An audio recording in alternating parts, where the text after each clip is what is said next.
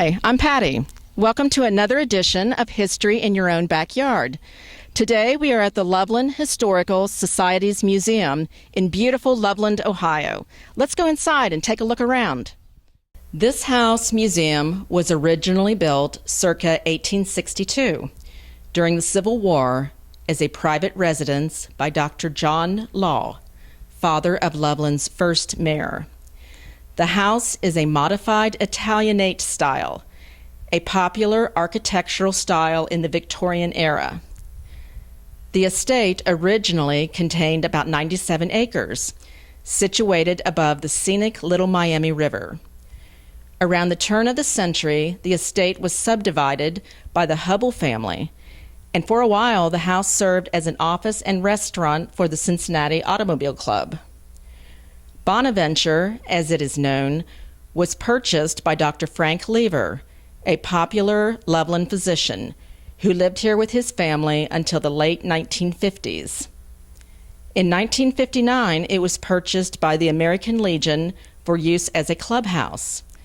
A portion of the sweeping veranda, which originally wrapped around the entire front of the building, was removed, and a one-story party room was constructed and the public restrooms were added. The Greater Loveland Historical Society purchased the building in 1982, thanks to a generous gift from C. Roger Nisbet, a prominent businessman in Loveland. After extensive remodeling, it opened in 1984. It has been changed and remodeled twice since then.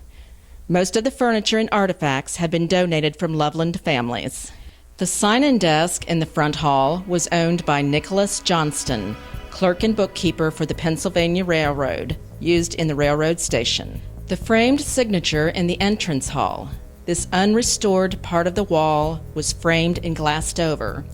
Paper hanger R.W. Pendergast left his name and monogram underneath the wallpaper on May 14, 1872. S.G. Tufts added his signature in 1932.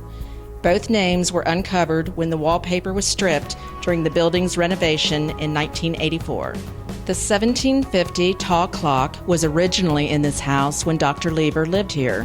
It was donated by his granddaughter, Jenny DeCamp Stanton. The needlepoint chairs and Victorian rose velvet settee and rose brocade armchair dates back to the 1890s.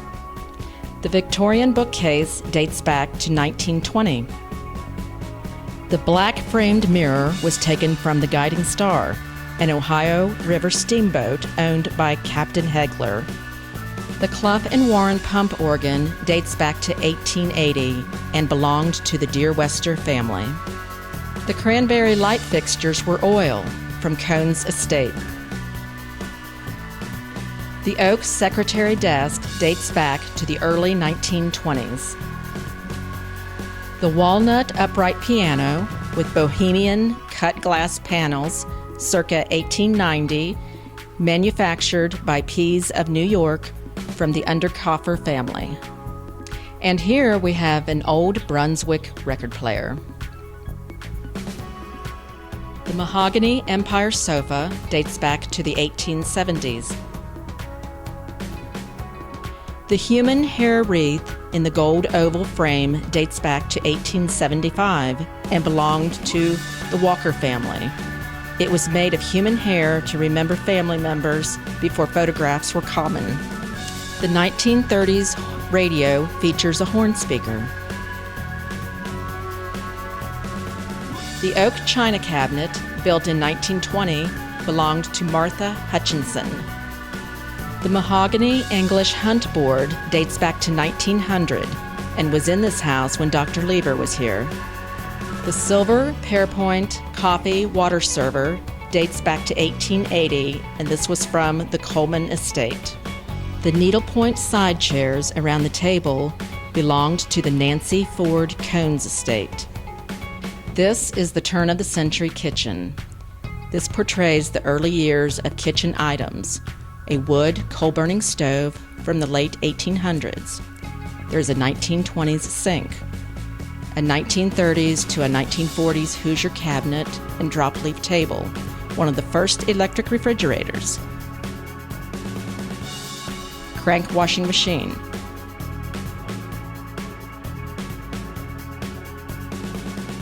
lots of kitchen gadgets too, such as a butter churn, rug beater, toaster, iron, and coffee grinder. Note the old-fashioned telephone on the wall. The Haynes player piano, built in 1917, came from the Rosemary Nisbet estate.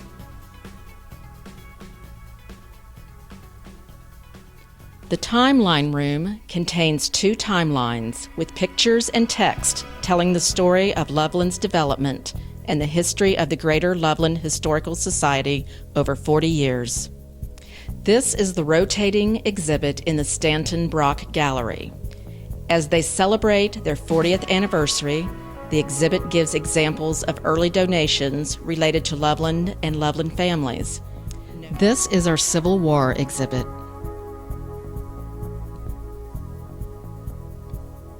At the top of the stairs is a small vignette with hand-woven coverlets. Note the one in front. It is dated 1845. Bedroom number 1 holds a complete bedroom set from Life members Helen and Stan Smith. Also a 1800s handmade cradle from the Rich family.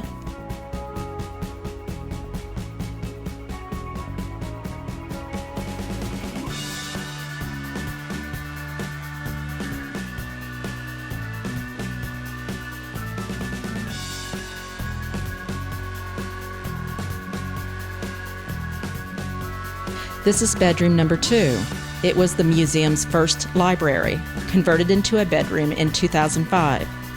Note the framed wallpaper that was found behind a bookcase. The 4-poster bed came from the Nisbet estate, originally from the Rathgaber family on Riverside Drive. The small Jenny Lind bed is quite old, but no date. This is the Nancy Ford Cones Gallery. It was converted into an art gallery in 2004. It displays the signature collection and holds a rotating example of Cone's work. They probably have the largest collection of Cone's pictures, glass plate negatives, and other memorabilia in the state and possibly the nation. Examples of some of her work include portraits, especially Henry Farney, landscapes, advertising photos, and rural scenes and work.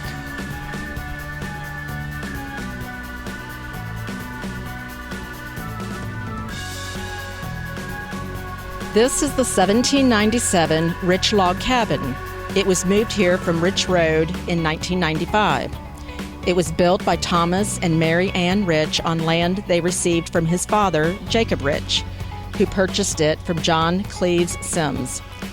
It is a Pennsylvania bank-type structure with a 2-foot think stone foundation, only 20 feet by 20 feet. A massive stone fireplace was used for cooking.